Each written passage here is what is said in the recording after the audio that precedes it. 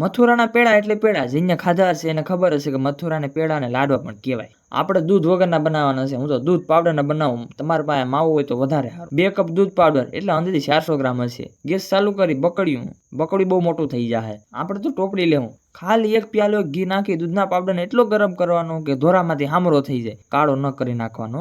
બકરીનું દૂધ નહીં લેવાનું, ગાયનું કે ભેંસનું હોય તો સ્વાદ સારો આવે. જેટલો પાવડર એટલું દૂધ. આ આપણું હરખું માપ. આ બધી કરવામાં ગેસનું બટન ડાબી બાજુ એટલે લો રાખવાનું, નકર આ બધી હરગી જાય, બરી જાય બરી.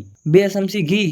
આ મથુરિયાનો માવો તૈયાર. થોડો કેલ્શિયમનો પાવડર. આને દસ્તાવે કે મિક્સરમાં ભૂકો કરી 1 વાટકો નાખી દેવાનો. ધ્યાન રાખવાનું 300 ગ્રામ જ નાખવાનો, વધી ન જાય. બધી ભેગું કરશું એટલે ભાખરીના લોટ જેવું કડક થઈ જાય. આમાંથી લાડવા બનાવો કે પેડા, આપણે તો ખાવાથી કામ છે. આ તો મથુરિયા પેડા, અરે મથુરાના પેડા થઈ ગયા તૈયાર. એલા એ પેડા ખાવા છે તારે?